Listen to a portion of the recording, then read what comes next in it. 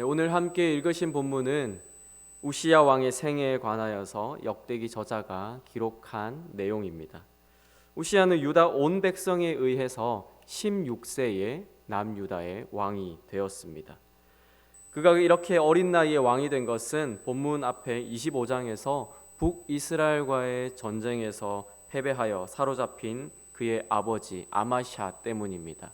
아버지 아마샤가 사로잡힌 후에 더 이상 왕으로 역할을 할 수 없게 되자 유다 백성들은 비록 16살의 어린 나이지만 우시야를 왕으로 세웠고, 아마샤가 포로 생활에서 풀려나서 다시 남유다로 돌아오고 나서는 아버지가 죽기까지 25년간 아버지와 함께 통치했습니다. 역대기 저자는 모든 왕의 생애를 기록하면서 먼저 그의 통치를 요약하는데 우시야는 이렇게 평가합니다. 4절과 5절 말씀에서 우시야가 그의 아버지 아마샤의 모든 행위대로 여호와 보시기에 정직하게 행하며 하나님의 묵시를 밝히 하는 스가랴가 사는 날에 하나님을 찾았고, 그가 여호와를 찾을 동안에는 하나님이 형통하게 하셨다라고 평가하고 있습니다. 꽤 괜찮은 평가입니다. 사실 우리가 본문 앞에서 보았던 것처럼 그의 아버지 아마샤는 그의 온 평생에 여호와 하나님 앞에서 선하고 정직한 삶을 살지는 않았습니다. 그러나 그가 하나님을 배반하기 이전에 여호와 앞에 선한 삶을 살았던 때를 기준으로 해서 역대기 저자는 그의 아들 우시야도 그렇게 선하고 정직했다라고 평가하고 있습니다. 또 우시야의 할아버지인 요아스에게 제사장 여호야다가 함께 있을 때에 그가 여호와 보시기에 정직하게 행했던 것처럼 우시야도 자신의 옆에서 멘토 역할을 해주었던 스가랴가 살아있을 동안에는 우시야가 하나님을 찾았고 하나님께서도 우시야를 형통하게 하셨다라고 기록하고 있습니다.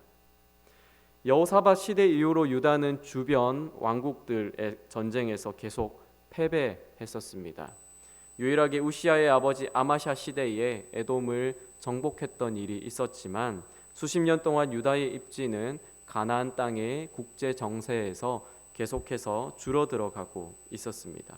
그런데 이제 우시야 시대에 주변국을 점령하기 시작합니다.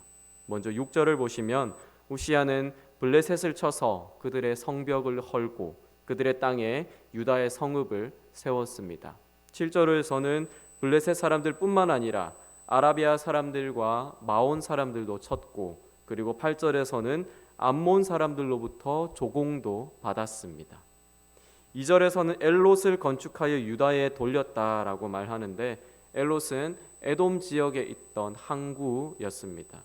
그것을 유다에 귀속시켰다라는 것입니다. 이렇게 우시야 시대의 유다는 가나안 지역에서 위상을 높이기 시작했고, 이것을 두고 역대기 저자는 하나님께서 우시야에게 복을 내리신 것이다라고 말하고 있습니다. 또 우시야는 국내적으로도 내실을 다지는데 많은 신경을 썼습니다. 수도 예루살렘의 성문과 성벽을 보수하여서 방위를 튼튼하게 하였고, 농업과 목축업을 활성화시켰으며 정예화된 군대와 신무기를 개발하여서 국방도 튼튼히 했습니다. 이렇게 우시야가 강성해지고 그 이름이 멀리까지 퍼지게 된 것은 다름 아닌 하나님의 기이한 도우심 때문이었다고 역대기 저자는 강조하고 있습니다.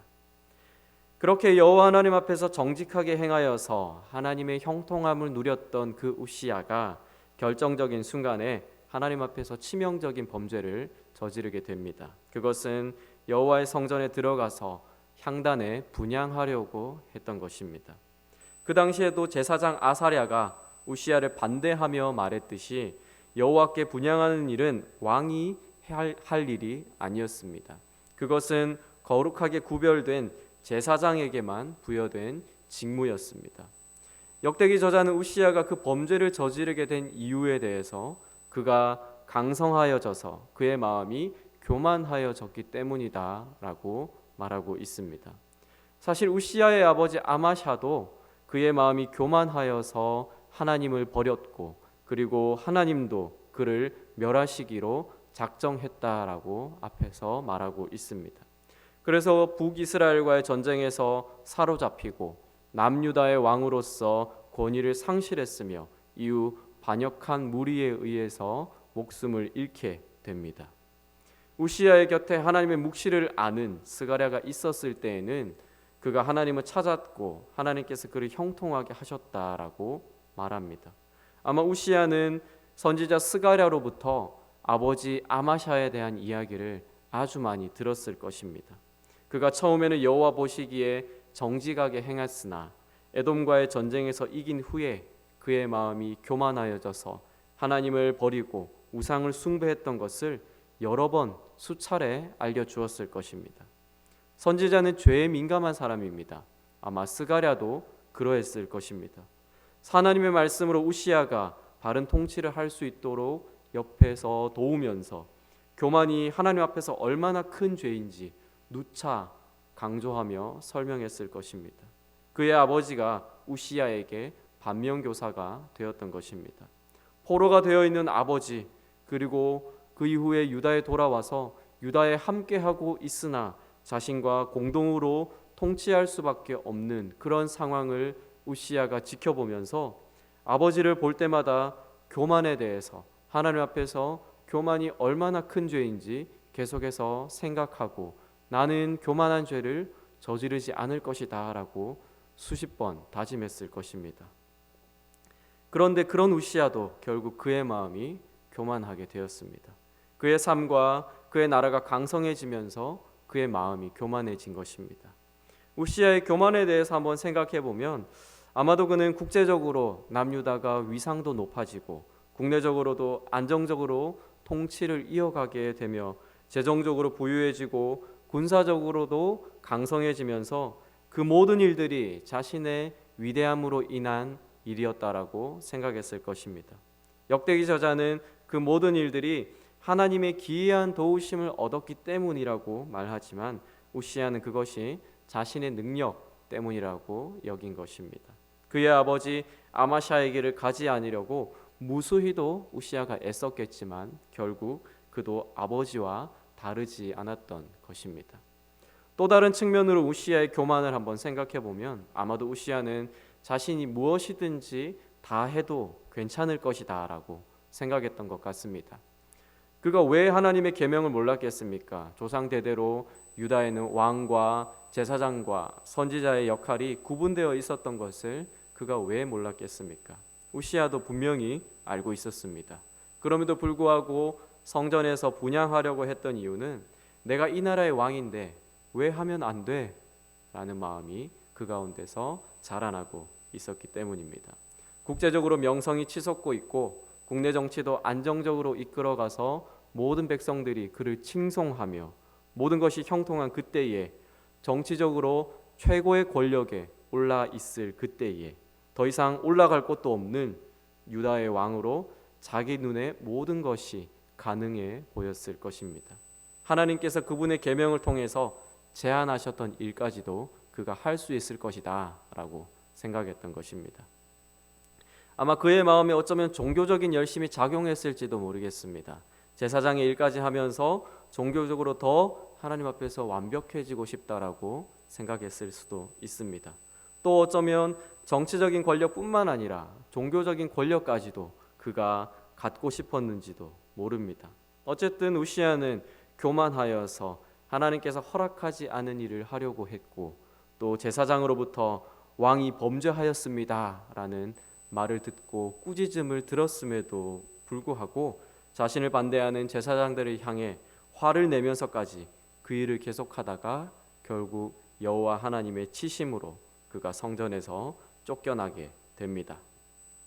우시야의 행동은 여호와 하나님의 율법을 무시한 일이고 또 유다 왕의 왕이신 여호와 하나님의 권위에 도전한 것입니다.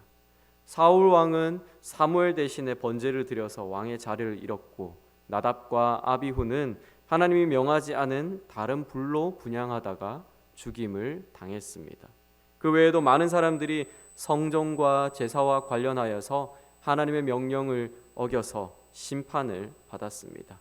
우시야가 죽임을 당하지 않고 피부병만 얻었던 것은 어쩌면 하나님이 그를 향해서 내리신 마지막 자비이자 마지막 긍휼이었는지도 모르겠습니다. 결국 우시야의 마지막도 자신이 유다의 왕으로서 자신의 직무를 온전히 감당하지 못하고 별궁에 지내면서 그의 아들 요담과 남유다를 공동으로 통치하게 됩니다. 우시야는 아버지 아마샤와 공동으로 통치하면서 마음이 결코 편하지만은 않았을 것입니다. 왜냐하면 그것은 정상적인 과정을 거친 방식이 아니었기 때문입니다. 아버지가 여호와 하나님 앞에서 범죄함으로 왕의 직무를 온전히 끝마치지 못했고 그것을 보고 자란 자신은 결코 그런 실수를 저지르지 않으려고 다짐했을 것입니다.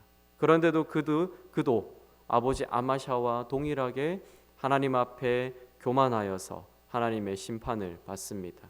그리고 온전하지 않은 왕으로 불명예스럽게 아들과 함께 유다를 통치했습니다. 우시야의 삶을 보면 어쩌면 우리의 삶이 가장 강성할 때에, 가장 부유할 때에, 또 가장 형통하고 가장 안정적일 때에 우리가 하나님 앞에서 가장 스스로를 겸손하게 해야 할 때가 아닐까 생각하게 됩니다. 우시야에게 있어서 부강한 나라와 명예와 형통함은 도리어 그를 망하게 하였습니다. 그것이 하나님의 축복이었음에도 불구하고 그의 마음이 하나님 앞에서 온전하지 못하였기 때문에 그에게 독이 되어버린 것입니다. 안타깝게도 우시야뿐만 아니라 그의 아버지 아마샤와 그의 할아버지 요아스도 그들의 시작은 하나님 앞에서 정직했으나 그들의 마지막은 아름답지 못했습니다. 그들의 삶에 하나님의 말씀을 가르쳐 주어서 선한 길을 가도록 돕는 자가 있었을 때에는 그들이 하나님 앞에서 선했으나 그들이 없었을 때에는 여느 악한 왕과 다르지 않았습니다. 이처럼 하나님의 말씀과 하나님의 은혜가 빠진 우리 삶의 모든 복과 형통함은 우리를 교만한 길로 인도합니다. 그 교만은 우리 삶에서 하나님을 보지 못하게 하고 또 오늘 내가 누리는 힘과 명예와 재산과 모든 능력은 하나님이 아닌 나 자신의 위대함, 나 자신의 어떠함, 나 자신의 노력, 나 자신의 능력으로 이룬 것이라 생각하게 합니다. 그리고 그것이 곧 내가 하나님이 되어 하나님의 자리에 내가 앉게 되는 것입니다. 우시야를 통해서 오늘 하루 우리의 마음과 또 우리의 삶을 다시 한번 돌아볼 수 있기를 바랍니다. 하나님께서 베푸신 모든 선하고 좋은 것에 나는 감사하고 있는가? 나의 교만이 하나님의 영광을 가로채고 있지는 않은가? 나의 욕심을 충족시키기 위해서 하나님의 말씀을 거역하고 하나님의 말씀을 부인하지는 않는가? 하나님이 세우신 권위와 하나님이 내 삶에 제한하신 범위를 넘어서는 일들을 내가 내 욕심을 따라서 하고 있지는 않은가? 우리의 삶을 다시 한번 돌아볼 수 있기를 바랍니다. 그래서 혹 우리가 교만과 오만함의 자리에 앉아 있다면 이제는 우리가 하나님의 말씀에 순종하여서 겸손의 자리로 다시 돌아갈 수 있게 되기를 소원합니다. 그래서 오늘 하루 하나님께서 우리에게 주신 평안함을 하나님 앞에서 감사함으로 또한 기쁨으로 하나님이 주시는 기이한 도우심으로 여기고 그렇게 고백하고 하나님께 영광을 돌리는 삶이 될 수 있기를 소원합니다. 그렇게 하나님 안에서 우리의 삶이 형통함을 온전히 누리는 저와 동네 제일교회 모든 성도님들 되시기를 소원합니다. 제가 기도하겠습니다. 하나님, 우리가 누리는 모든 것이 우리의 노력과 또한 다른 사람의 도움과 이 세상이 주는 형통함이라고 우리가 생각할 수도 있지만 근본적으로 그것이 하나님으로부터 오는 것임을 다시 한번 고백합니다. 우리가 많은 것들을 누리고 많은 것들을 가지고 있을 그때에 더 하나님을 바라볼 수 있게 하여 주시옵소서. 우리의 눈과 우리의 마음이 주님을 온전히 바라볼 수 있게 하여 주시옵소서. 우리의 능력에 우리가 집중하지 아니하고 또 내가 노력한 것에 또 나의 잘난 것에 내가 집중하지 아니하고 내 삶을 복되게 하시고 내 삶의 기이한 도우심으로 함께 하시는 그 여호와 하나님, 나의 아버지 하나님을 더욱더 바라볼 수 있게 하여 주시옵소서. 그렇게 우리가 교만한 자리에 앉지 아니하고 겸손한 자로서 살아갈 수 있게 하여 주시옵소서. 하나님, 코로나로 인하여서 특별히 우리가 더 어려운 시기를 보내고 있습니다. 우리 성도님들의 삶은 하나님께서 지켜주시고 하나님의 날개 그늘 아래 보호하여 주시옵소서. 우리가 곤란 가운데 처하지 아니하고 어려움 가운데 처하지 아니하고 그래서 우리가 좌절하고 낭망하고 낙심하지 아니하게 하여 주시옵소서. 우리를 형통하게 하시고 우리를 복되게 하시고 우리를 평강과 안전함으로 이끄시는 그 하나님을 더욱더 의지하고 그 하나님을 신뢰하며 살아갈 수 있게 하여 주시옵소서. 오늘 하루의 삶도 우리가 하나님 안에 거할 수 있게 되기를 소망합니다. 하나님과 동행하는 시간 되게 하여 주시옵소서. 감사합니다. 예수님 이름으로 기도드립니다. 아멘.